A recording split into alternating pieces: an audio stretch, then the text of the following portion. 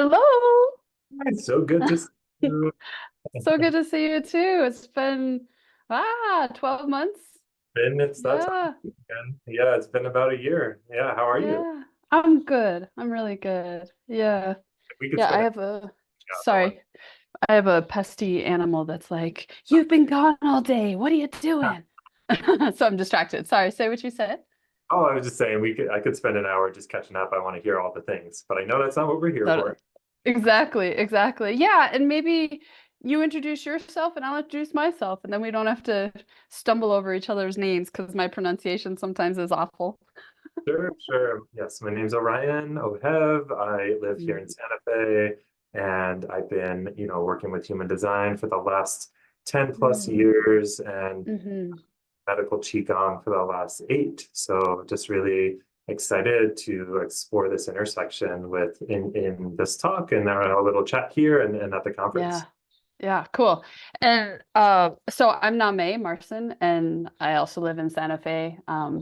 Yeah, and I first met Orion. I'm pointing that because that's where you are on the screen. At last year's Human Design Conference. Yeah.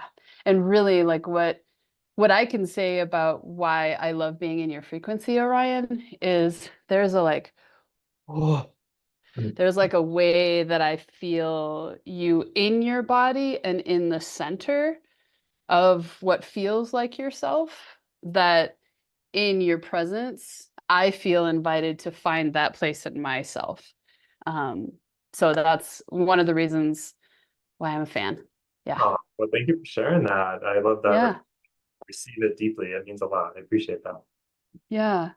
And while I'm doing the share screensies, um, and trying not to be distracted by my cat, yeah, so here's kind of our overview of why we've gathered together, is to introduce or bring the audience to the main stage talk that you'll be doing at this year's High Desert Human Design conference here in September 2024 here in Santa Fe, New Mexico. And people can either attend in person if there are still tickets, or there's always the streaming, which is another option too. And if it were me, because of who we're talking to today, um, one of the things that's on the agenda or in the schedule is you're facilitating those who want to gather in a park, I believe, to do some guided qigong. Is that true? Yeah, there's actually a workshop called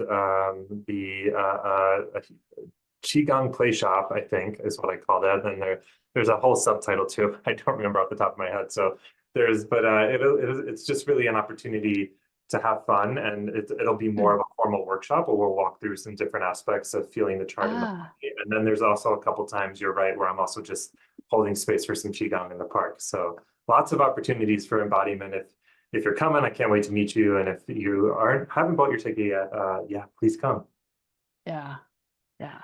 And where I like to kind of start before we maybe review some of, um, maybe what your main stage is about. And I really would love to also bookmark and talk about what I believe I heard you say about the Qigong as it relates to the body graph or the energy centers from the human design perspective. Energy centers from the human design perspective is what I was meaning there. But first, what I'm always curious about is how did you and human design find each other? Yeah, so we found each other back in 2014, and Hmm. basically I had just started my coaching practice. So I had my first round of coaching clients, and I was a naive whippersnapper coach. I would say I was not a great coach at the time. I was Hmm. still really focused on just trying to give people answers and learning how to ask good questions and hold good space. So one of the Yeah. things I was inadvertently doing, because I didn't know of human design, was giving everyone really great generator advice. So that wasn't working really well for a few of my clients. And Hmm. I just Googled, how do I get to know someone really quickly without an assessment or something like that? I remember I didn't want to use an assessment, and I wanted to get to know someone quickly. And in that search, I found human design. Mm. Reached out to a couple friends who I thought had mentioned it, start to find out a little bit about it. Super skeptical, but open-minded. So I downloaded my chart, started playing a little bit in my life, and I asked for my clients to send me their birth information, and they all did. Mm. And I didn't show them their charts. I didn't tell them anything about human design, but I ran all the charts, and the three people I was struggling to reach were two projectors and a manifester. So without Ah. telling them, I started coaching them according to their charts, and they started getting the same results as the gens and man gens that I was coaching. And it was, for Ah. me, experience and real life data is everything. So my skepticism, I still always hold a healthy amount, but largely it was almost erased in that moment. Mm. Mm. Beautiful. Yeah, I love that. Um, and can I ask you some questions about your specific chart? yeah, absolutely. Okay, because okay, so I don't know if you know this, but my personality sun is 49. So I'm Okay. super curious seeing that your personality moon is 49.6. Yeah, because I'm 49.3 and my personality sun, which is in your design side. So what my question is, I'm curious how you notice revolution Hmm. or that gate in your lived experience, if you have a sense of that. Yeah, I definitely do feel that, um, and it's combined with my 4323, it's hard to separate those two for me. But like Mm, the just the amount of times I'm looked at as a freak, or like, I do have really strong values. And mm, it does come into revolution exactly mm, around like specifically, around my work and my impact. I've had falling outs with really close friends because mm. there's just, and I have 2750. So it's this combination of like Yeah. often holding a different perspective than many, or this 4323 and the quad right stuff. And then 2750 also really like standing for values of my communities and tribes and collectives. And then Yeah. 49 just being very principled. And yeah, I'm still figuring out the nuances sometimes of that, but I'm also leaning into the kind of hard steel of it. Mm, My experience of it. I think I've been too soft in the past, actually. And leaning into the 49 for me has been the willingness to cut off friendships and to aha. reject when I really just feel in my body like I don't agree with this person's values. I saw a part of them I don't agree with anymore. And being without judgment as much as I can, but Mm, just compassion. I'm gonna go stand over here now and be this distance from you. And because our principles right. really don't align. And I feel like they'd probably say a similar story. Mm, Like they're on the flip side, perhaps feeling that they're rejecting me for my principles. So it's a really strong part of my journey, actually. mm, beautiful. And as you're speaking to that, I'm also noticing you're 2838. Yes. So, in a sense, I'm curious if I'm also hearing the like in this relationship, do we want to struggle together? Do we not? Mhm. And however that relationship is defined. Yeah. Yeah. Yeah. Really interesting. For my brain, thank you. Thank you for asking about the 49. I've done a few various interviews where we talk about my chart, and no one's ever jumped right to the 49. And it is an interesting one compared to like how I obviously experience my like my gates and channels and defined centers, like, Right. really experiencing those consistently. The 49, I do feel is this powder keg that isn't always on. Ah, And, because it's that right. dormant potential. And I do, but this is my first time really putting it to words where I could see as I was building up to that revolution, that rejection, there'd be like days where I like didn't feel it at all. And I'd be like, what was I so pissed off about this person about? And then like over time, it's like Ah. kind of working out an emotional wave and over time through the openness around it. Hmm. Well, and I think another reason that pulled my attention aside from it's my personality sun, and I'm so curious how other people experience um, that gate is the workshop that I participated that you facilitated last year. Do you remember the title of it was? I remember we were at Ray's house, but sorry. Unraveling, unraveling the not self, I think. Yeah, and what I loved, or a part of my takeaways from your facilitation or that conversation, was around being with our emotionality. So when I look at gate 49, let's say from the gene keys perspective, about like the three places of, the shadow side versus the not, or anyway, I'm not getting gene key language exactly correct, but shadow gift in the city. Yeah. thank you. Yeah. It's like, as much as I was articulating this felt sense I experienced through you of like the in your body, the presencing with yourself, I felt like in your facilitation of that workshop last year, it was around that honoring and presence of our emotions. So if a trigger comes up, what maybe could, and maybe I believe you were offering Qigong or other embodiment practices as a way to be present, because the other piece that I'm pulling in my awareness about gate 49 is that ability to be reactive. Yeah. So like how you talked about the powder keg, like I know in myself, especially as the third line with 49, I'm like, blast it all, like it's gone, bonds made and broken. Like that's definitely been a trajectory of my life. So yeah, naming those Cool. kind of connective tissues. Yeah. Yeah, no, I think that's really key. That's really important too. That I think you're hitting on something really key for people listening. It's yeah, and this example, I'll just keep it real with this 49 example. I eventually I did actually like outburst. Like I couldn't because and I think it's something interesting with the dormant potentials, potentially like specifically in the emotional center, but I imagine that there's a level of intensity specific to the dormant potentials that is probably consistent among a lot of experiences because I always say it's consistently inconsistent or inconsistently consistent. It's like when it's on in the same way, but it's like, oh, like wow, it almost catches my nervous system by surprise. And the somatic tools help me a lot because yeah, when 49 blows up on someone and I'm not in my center to deliver it in a clean way, it's messy. Right. It's messy. Right.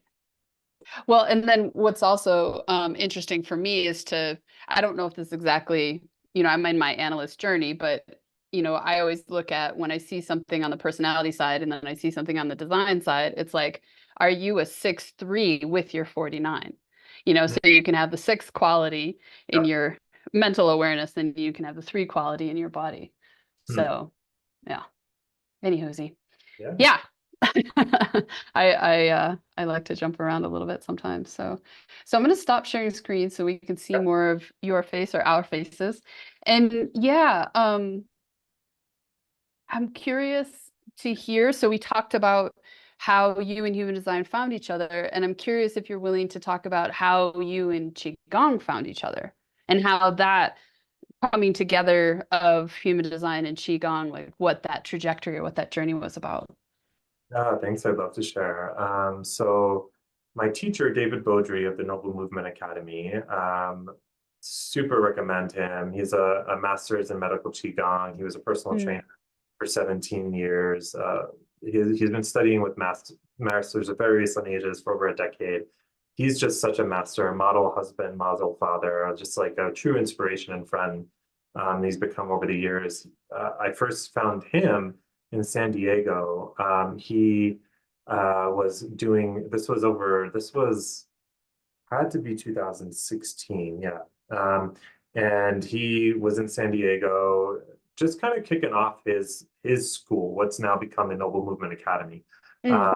And now he's certified to train other people in medical qigong. And so he was doing a day-long event, co-facilitating with someone, and I went, and it was super powerful at the time. Actually, a lot of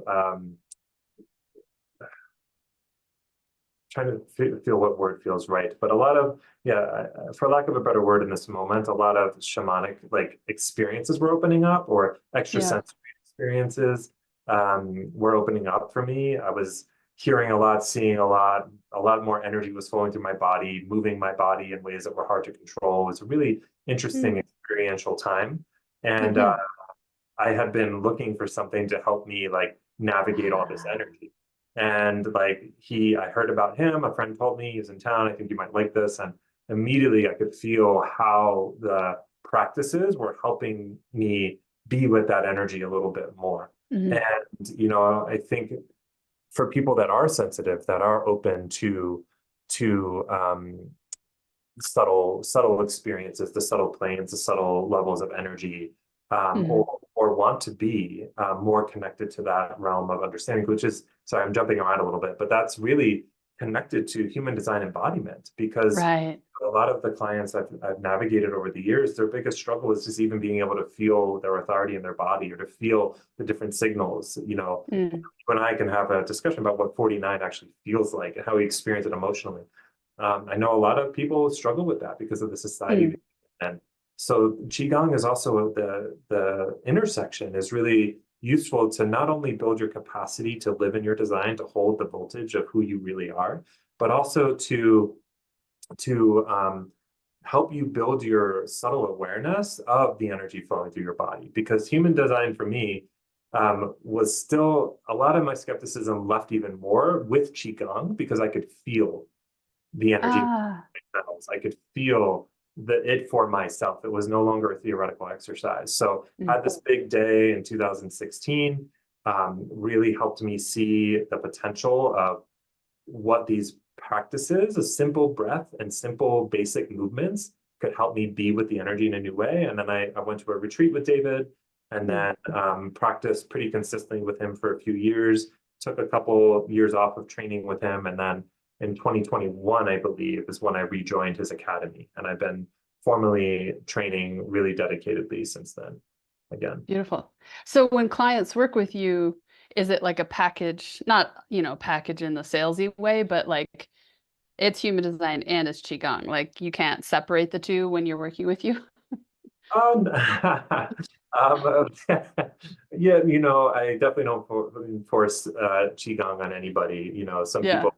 So yes, you can separate it for sure. My preference is to work with, and but I always invite people in, and sometimes Yeah. qigong translates to energy skill. So qigong Mm. is sometimes closing your eyes and being present with your energy. You're doing qigong in a way. It's very basic qigong, but it's qigong. It's just helping people be tuned into their energy. And then there's, simple breaths that I can invite people into. Sometimes I don't use the word qigong because people might think that's weird. But really what it Got is, it. it's being with your body, being with your breath, understanding the wisdom of your body. And you know, yeah. So that working with me ideally would involve a mix of a lot of different things, human design, qigong, and a couple other modalities.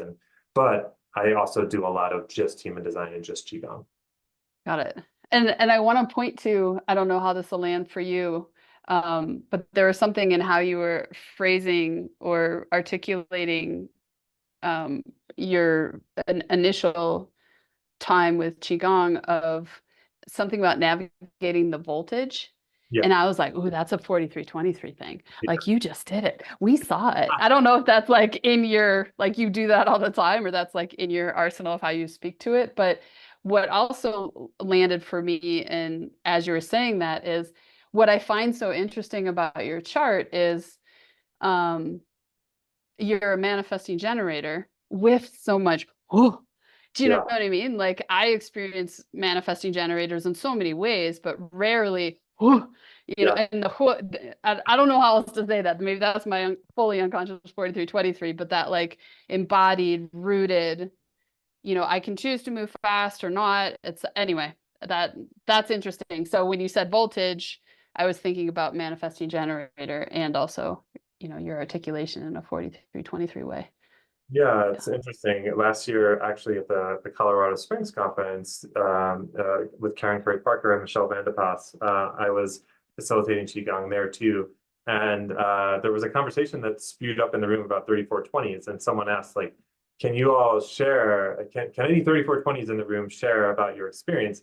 I started sharing, and people were like, you're 34, like what? Because I mean, it's so obvious to me. I can't sit still for Mm. more than 10 seconds, but compared to apparently people's experiences with other 3420s, I am much more still and centered. And I think it's the Qigong, to be honest. I think part of it is the Qigong, part of it is like that maybe that root center holding me down. I don't know, but I think it's the qigong has helped me Yeah. because it is. I think everyone holds a high voltage for them.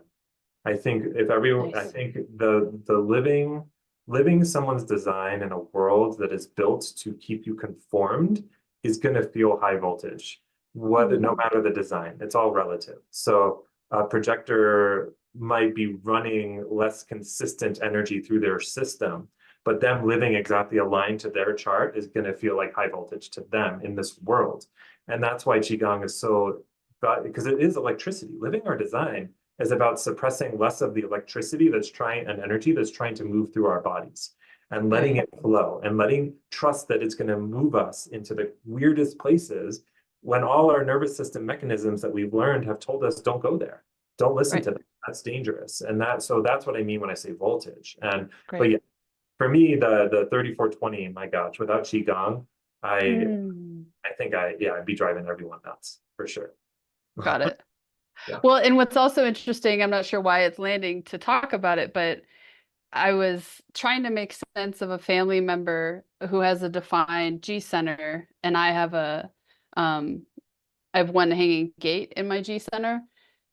Um, and I was naming how this family member um, uh, has an active relationship with alcohol. Mhm. And the person who was doing the reading was saying, if somebody with a defined G can't be themselves, they might need in, their framework, something to kind of help support them Mhm. around, the sadness or the reality that they're not able to be themselves. And Yeah. so I was curious, in hearing you speak to Qigong, it almost feels like Qigong could also support, that G center navigation. Because I don't know defined G center for myself. I just know the experience of being around others with a defined. Yeah, yeah. And in this example, speaking to someone, it sounds like this person hadn't been saved from in their life to be who they're here to be. And the interesting thing, like one of the things that, we'll be exploring in this idea of five element human design is the five elements of ancient Chinese, of traditional Chinese medicine. And the element of the heart is fire, Mm. and the element of the sacral, the gut, well, actually, of the kidneys is water, but the gut kind of region.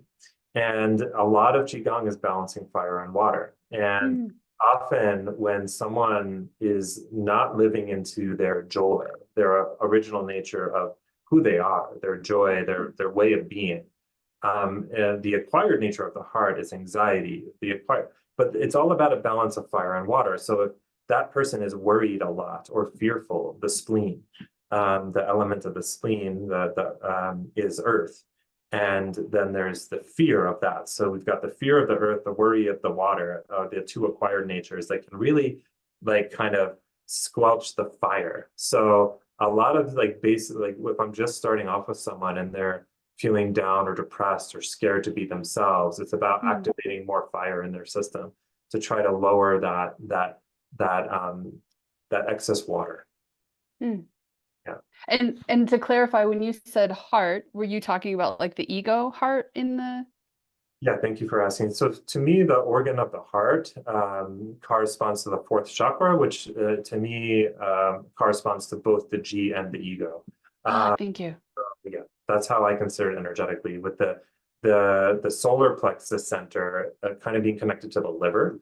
So the liver is the biggest organ, and it starts out over here on the right side of the body and goes all the way to the middle. So in the human design chart, there's the solar plexus on the right side. So this organ connects into the middle, so for me, the liver is connected to both the ego center and the solar plexus center. And Got it. and then the ego is also connected to the heart organ, and being the fourth chakra being the mediator between higher and lower self. So we've got the G center, which is very connected to higher self direction, like our aligned Right. direction, and the ego connected to money, willpower, lower self concerns. So that's how I've Ah. always looked at it. I don't know if that's what your workshop or your main stage talk is about, but do that. Yeah. That was cool. All that Like, sorry, go ahead. We're going to talk about all that geeky stuff for sure. Yeah. Yeah. Well, and because what's getting me juiced up and like responding with yeses and excitement and interest is um like what do I want to say here? Is like I feel like I can be in the conversation with you because I've been in the human design trajectory. Mhm. So I have some of this language built in, and yet I also sense or have a perception that no matter what you know about human design, your way of presenting information is like, everybody, are we here together? I mean that in a really generous, maybe 50-27 way of like, are we all here? Let's Yeah. go together. Yeah. Yeah. Thank you for reflecting that. That is, my passion and what I always hope to model and hope to be. I think that is my part of my dharma is to, just be that space holder for the beginner. Also being a Mm, Q4, it's I can't go as deep in the investigation as some of my peers, which just like blow me away, and I'm constantly learning so much from. love it. It really is that like I do have actually 7 planets in line one, so I have quite an investigative nature.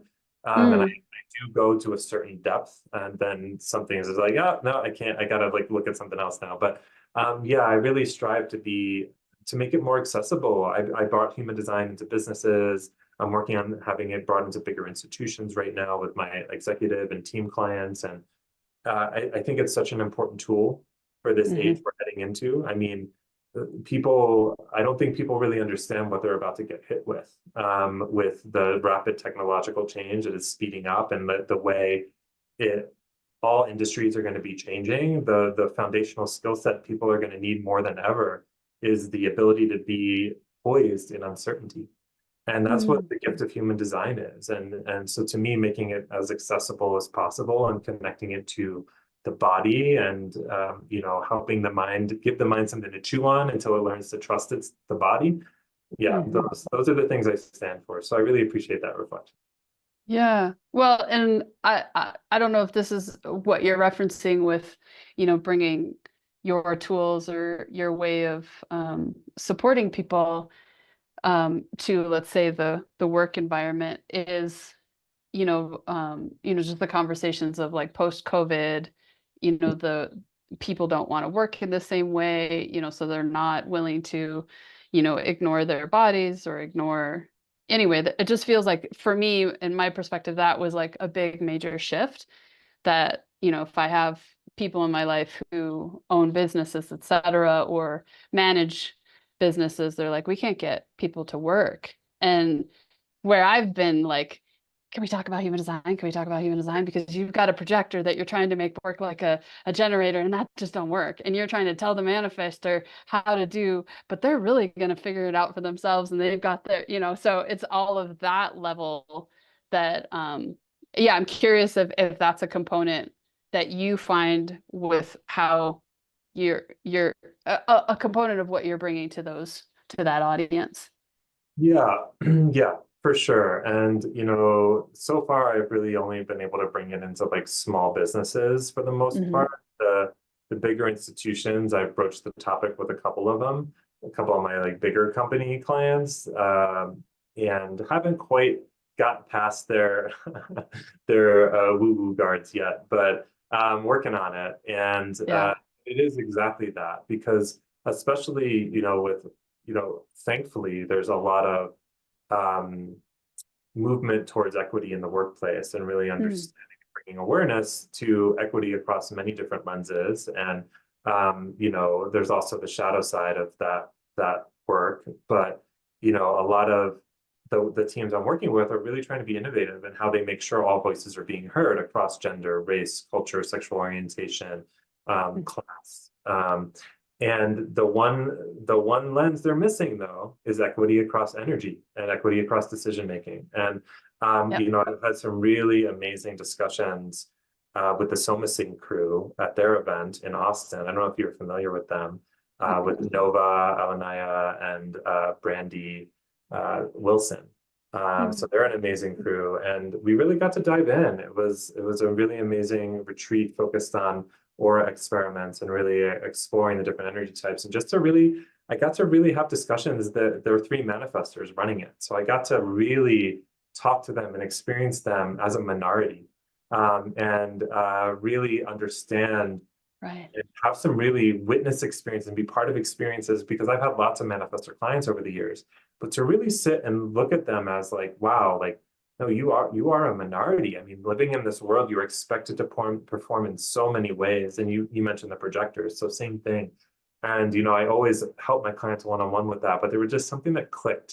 And that's what I do hope to bring in over time. I do think it's still a little bit of a curve before that happens, but to really help teams understand that there's another level of really honoring team members and also helping them add the biggest value that they're here to add, and understanding that the work hard work ethic that thankfully the Gen Zs are challenging more and more, but that is how harmful that is to projectors and manifestors. And I definitely want teams to not only harmful, but again, not getting the value they could, the powerful impact that they have for the team. Well, and kind of keeping with this thread, like I have a desk job and I see undefined roots, and then they're around me and then they're like active. But when I'm like, you're on your own and you're not accomplishing the tasks, and I'm like, but I'm just That makes I'm the sense. steam engine. I'm just doing it and doing it and do it. And they're not until they get around me. And I'm like, what the fuck? Right. Or some version of that. Or That's the open throats. for them. I Like, was at a sorry, go ahead. I just, before you go into that one, I just want to say, because you tie it back to what you said before with the working from home thing.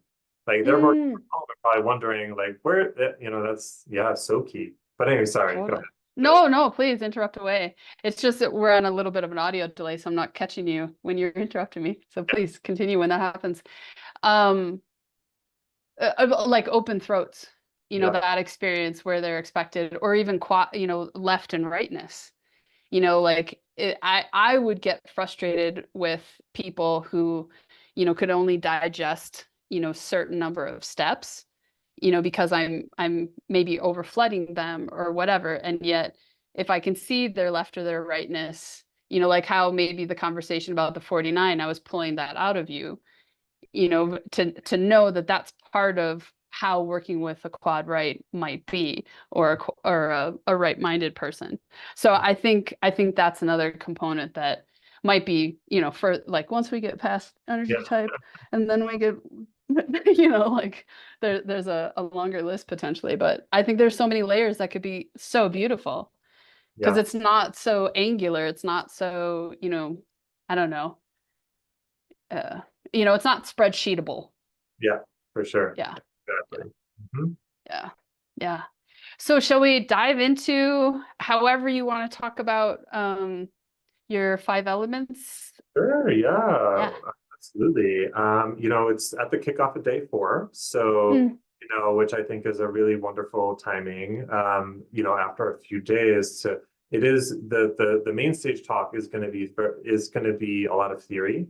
Um, mm, but I am going to weave in some movement into that. So, the idea is that like I started talking about before, we'll start to explore the connection of the channels of your human design chart to the meridian lines in your body, and actually understanding the different organ systems of meridian lines and how the energy flows through the various organs with each other, and then mapping and then showing that part of the chart colored in, and talking about each organ system through the circuitry of the chart. And I think really, and then looking at openness and looking at where people's openness is versus their definition, not just in the centers, but also in the channels, and really understanding and exploring and playing with what does it feel like to feel what energy feels like moving through your openness. And what does it feel like when it's in the areas where it's moving through your definition, and really feeling that in your body. And introducing some like basic qigong concepts, because it'll be more of the main stage talk, so there won't be like a lot of room to move, I don't think, but mm, standing in seats and doing some really basic uh, movements and breaths to have the audience play with how do you increase your sensitivity for your authority, How do you shift out of your not self when you feel it in particular areas of your body, right? Like, Mm. I'm a generator, I'm a manifesting generator, but I'm in not self of anger all the time. Mm. The liver circuitry is 22, 12, 36, 35, connecting the liver through meridian lines to the throat, all the way to the eyeballs. So the liver meridian lines go to the eyeballs. So that's why when you get angry, you're like, it just happens, right? You don't even notice that your eyes, because the body's trying to release anger. So if you want to help, if you're in the not self of anger, whatever type you are, right? Obviously, it's more of a consistent experience for manifestors, but whatever's going on in the stars, the planets in your life, if you're experiencing not self in that area of your chart, the manifestor channels, then and the open solar plexus, you can use really basic things that you can do in a quick moment to like move out of some of that not self pattern and come back to your power, so that Mm. then you can feel what's underneath that acquired nature, that reaction is however the power of the planetary alignments and the people around you want to move through your open solar plexus in that moment, or allowing yourself to come back to the aligned functioning of your defined solar plexus. So that's just an example, but looking at the different, where does the not self live in the circuitry, and in regardless of type, and how do you use specific things, specific techniques to shift your state in a very practical way and in moments throughout your day. And then highlighting the legs is one of the things I'm most excited about. Oh, It's the part of the body that is not in the body chart, and it's right. so key. Um, most of the organ systems, except for I believe the heart meridian lines is the only one, um, originates in the feet, and comes up the inside of the legs, and some go down the outside of the legs. But there's a huge connection point in the sacral area, root and sacral area, where a lot of these meridian lines meet, but they come in through the legs. And if there's a kink in the energy in your in the waist, in the belt line, the belt meridian line, then that can really make it hard to live your design, because there isn't flow coming in Right. to your chart. So we're going to explore the legs and the importance of those to living your design, and how to unkink potential energy blockages in the hips and in the connection points between the legs and the hips. So there's more, but that's kind of an overview, and I'll just pause for a second. That's lovely. And I'm thrilled that you're talking about legs, because now what's pinging in is um, how the root to spleen channels in human design are referred to as the athletic channels. And the whole, the advice or the suggestion there is to be in movement, get your heart rate up at least, you know, Yep. once a day, if not more times. And um, I I'm not sure how to connect the dot, but maybe a question I would ask you is, oh God, it disappeared.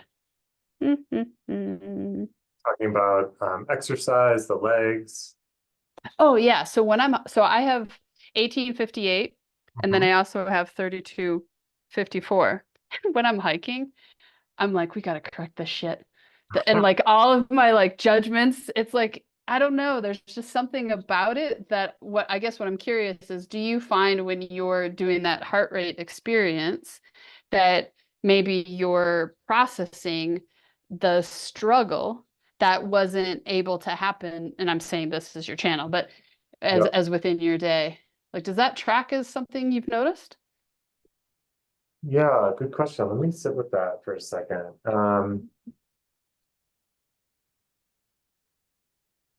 Yeah, I've never thought of it before. Normally the way 30-20 shows up for me, exercise wise, is I gotta, if anything, it would be from the day before. Like I gotta get up early in the morning. If Mm. I don't do something vigorous early in the morning, I'm a little bit off all day. I'm a little bit agitated. I'm a little bit hyper anxious.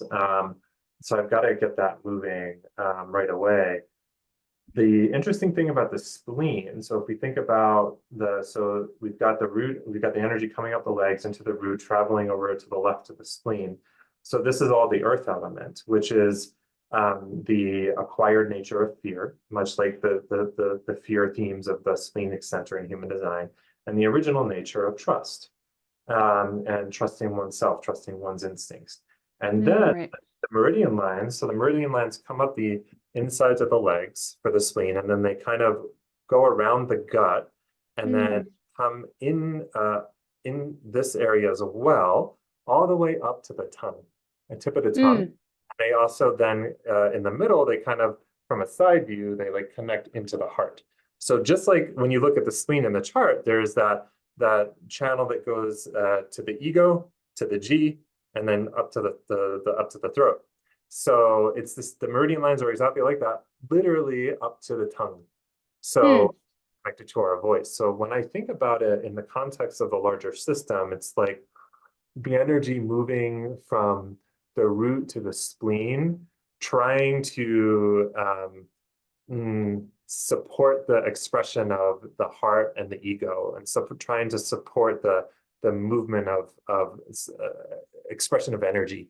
It's trying to like complete that journey up to the throat and the heart, and there's like this just consistent like push towards that. And do I feel it like is trying to clear out, specifically because I have 3828, clear out my struggle? I mean, I don't know. I'd have to sit and think about that. I'm going to journal on that one. What I will say is Mm. if I don't do it, I'll struggle that day. Yeah. So Yeah. it definitely happens reactively. It's a really great question. I'm going to sit with that on the proactive one.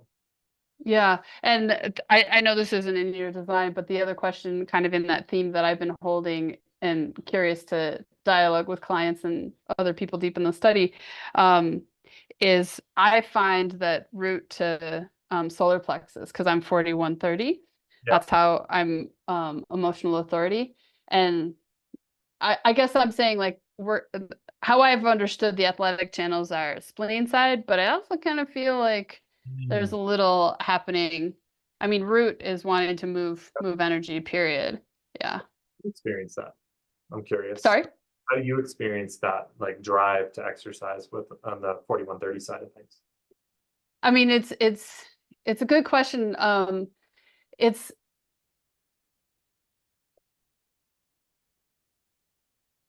what's strongest is the 1858, but if I'm in a place of boredom, or because I also have 35, so it's like if I feel like life is stagnant and I'm not having those vibrant experiences, then I'm like antsy, and it's like there's a champagne bottle Mhm. that's been shooken up in my body, and if I move, then that bottle or that bubbles can kind of express out, Really cool. Interesting. as opposed to, I also have 55. So as opposed to, let's go get some chocolate.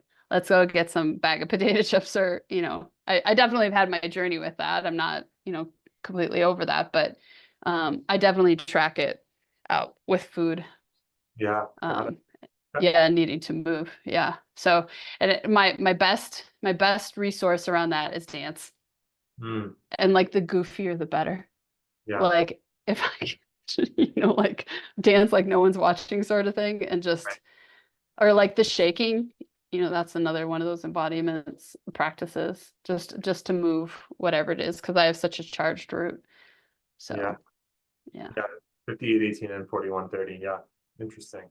yeah, Um, yeah, I would imagine it's connected to the theme of emotion, on that side, with the whatever that energy, like you said, on that side, it's the struggle, but it's like health and survival, building up that physicalness, that theme of the earth element, versus on the solar plexus side, it's the wood element, which is also very earthy, and actually the wood element has a lot to do with vigor and also patience and compassion, but with just that emotional content of the solar plexus center. That's a dance made, that's what kicked into me when you said dance. I was like, oh, that's an interesting thing to ponder. Like, I wonder if that's an experience many people have with a one of those channels connecting to the solar plexus, of like how I move that energy. A lot of the times I'd like to go to dance, because dance is a very emotionally expressive thing. So right. that's what just made me think. Yeah. Well, and I don't know if you've explored five rhythms. Um, yeah, so five rhythms is a great way if I'm, feeling that champagne bottle shooken up. And if I'm on a hike with a friend, like I'll be on my couch and they're like, let's go for a walk or let's be physical. I'm like, I don't wanna. And then once I'm on the walk with them, I'm like, well, I feel this and I feel this. And so I'm replaying and sharing what I'm feeling. So yeah. So I definitely what I'm thematically what I'm naming is I'm finding that movement and communication or awareness trajectory tend to have a symbiotic Mm, relationship. yeah. Yeah, yeah, yeah, yeah. And so could you speak to, or would you like to speak to the difference between the main stage and did you say you're also offering a workshop in addition to the Qigong for anybody who wants to join? Yes. And let me actually, Do you want um, to share screen or do any? um, I don't think I need to share Oh, screen. okay. Um, I, I can't remember the name of it for the life of me. Mm.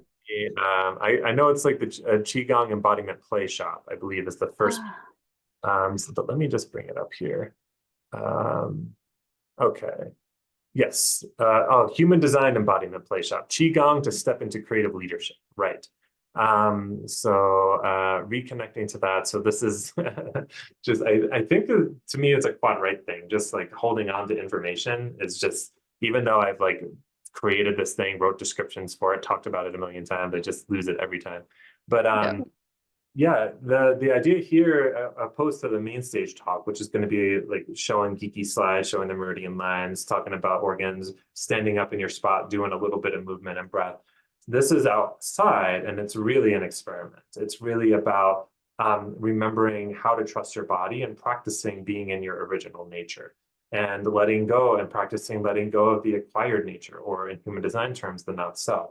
And but understanding again that the like kind of similar to last year, that the not self can be understood with logic, but it can only be transmuted through the body. So through the breath, through movement, through sound, through play. So it's really about play. I want to create a lot of space for laughter and joy and fun and in the experiment and building our energy skill. Playing in a group, practicing self-regulation, practicing transmuting the not self. And this is also on day one. So it's in the afternoon. So my goal is to provide people who choose to come with a lot of tools that you can use in your experiment throughout the entire conference Smart. with people, a lot of people triggering each other, triggering our not selves in a great the petri dish. Why not Mm. have some of these energy skills heading right in? So I'm really excited to do it on day one. And again, it's really about capacity building. So not only for the rest of the conference, but building the capacity to hold the voltage of who you are, of who each participant is, to practice throughout the workshop, throughout the conference, and then to take that into your life. So I'm really hoping it's very some of the experiential stuff we'll do will lock into to participants, and they'll really take it with them. Cool. And it sounds like they can come back to the early morning park to maybe re-anchor that. Yeah, I think yes, I think on Thursday and Friday, Mm. I think it's in the afternoon. It's like Mm. Oh, okay. Gong in the park. I think it's like 11:30 a.m. one day and then 4 p.m. So yeah, there'll be Got it. options Thursday and Friday for Qigong, and the Saturday morning is the main stage talk. Brilliant. Brilliant. And I guess the other thing I'd be curious to talk about, again, if you have a response, is there was a facilitation that you did, I think it was on Signpost, where you were facilitating us through Qigong to access some component about our spleen. And I guess what I'm wondering is like how you would talk about that.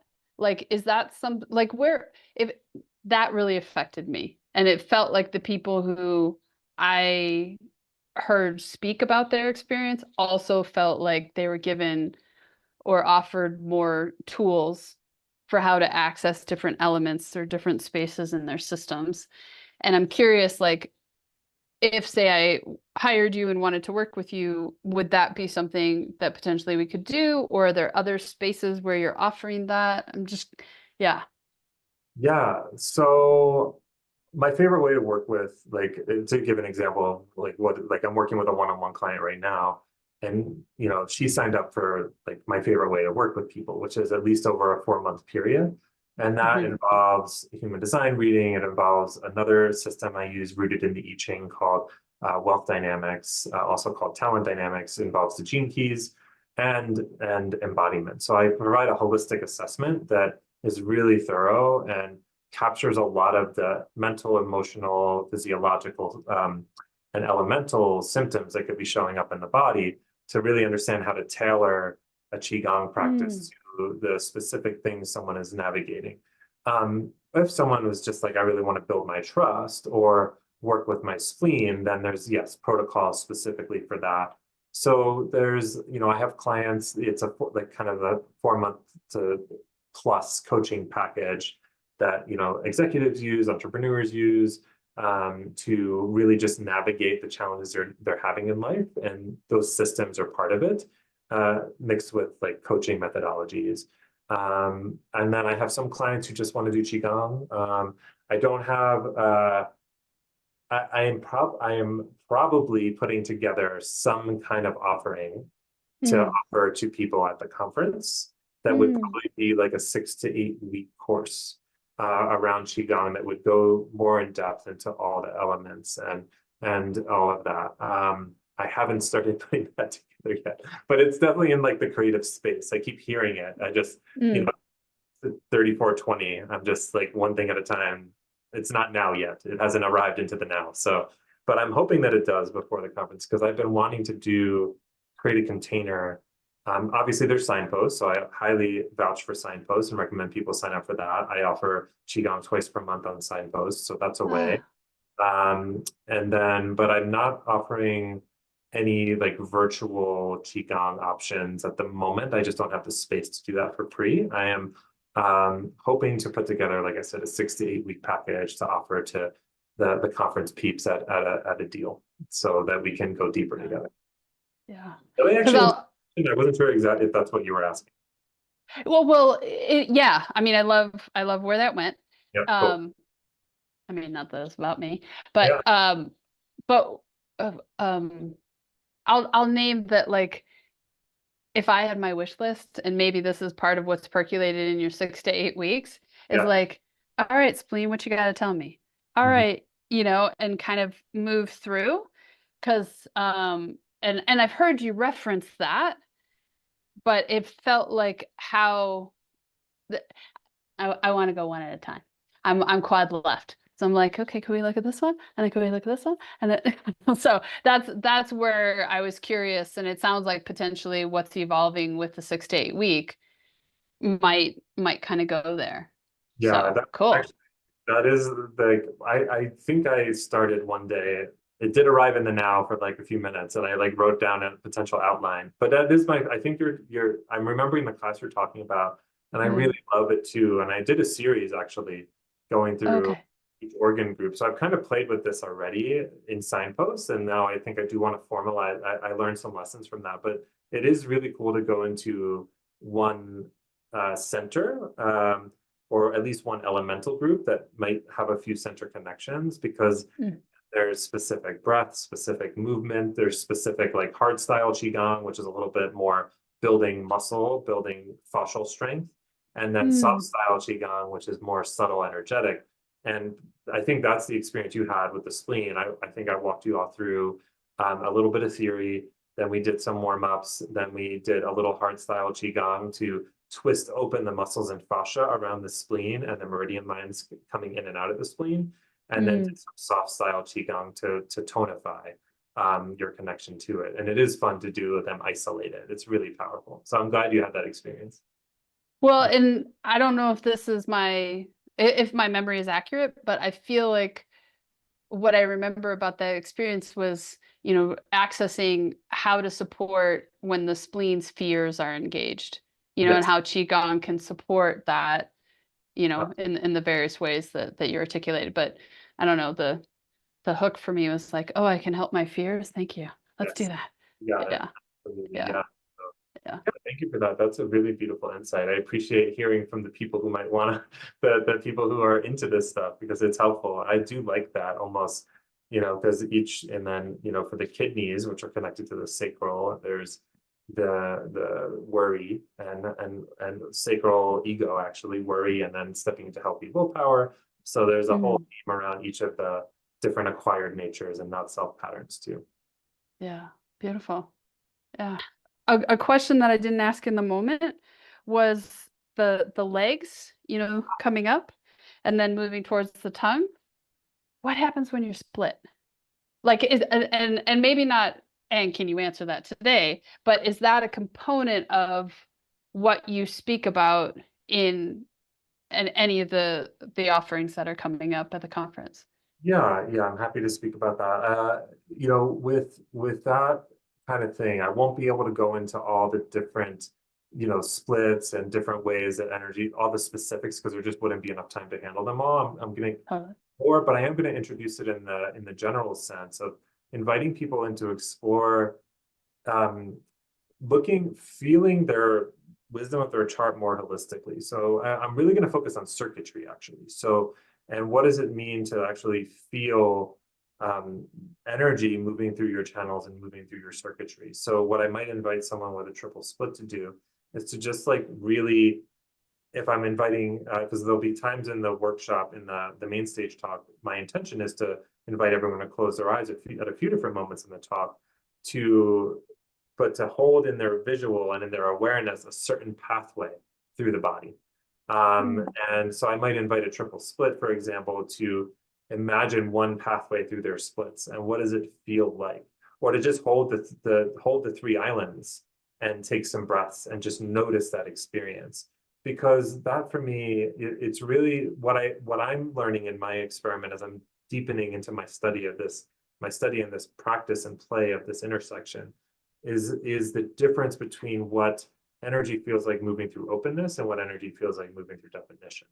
I have some theories about that, and I think for a triple split, to start to be able I really believe a triple split without checking transits could develop their sensitivity to feel like, oh, these two islands are connected today. I know these two islands are connected today. And like building that level of awareness where and then again, this is more in the beginning stages of concept, but yeah. Let me see if there's anything else about the triple split.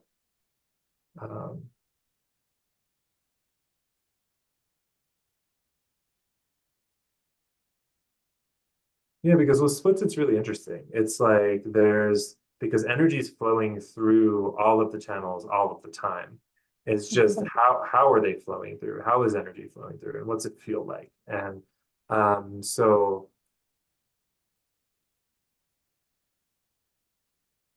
yeah, I think my brain ran out of steam. But no, but sorry. No, I was just saying it's a good question. Well, and as you were speaking about the triple splits, I was thinking about reflectors, and kind of to your point of, I imagine in their process, there is that, oh, I can sense that this activation or, I now have these energy centers, more directly talking to each other in this different way. Yeah. Well, I'm feeling at the place of landing our ship a little bit, landing our plane. But there was well, is there anything that we haven't spoken about as it relates to moving towards the conference that you might want to name? Great question.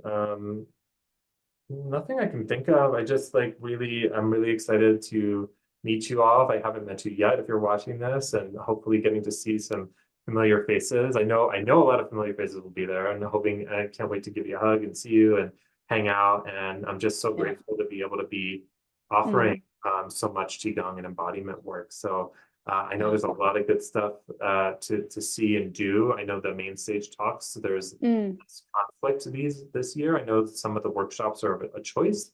So if it feels aligned to come, I hope you come. I really, I'm just excited to support all of you who are coming to the conference to really be able to live this wonderful wisdom that you've manifested into your life by finding human design and just to reconnect to yourself, because you know, we need your voice, we need all voices, we need you to be in your design as much as possible, and it doesn't have to be as scary as it sometimes is, and Qigong really help with that. So I hope to see you. Oh, that's beautiful. That's beautiful.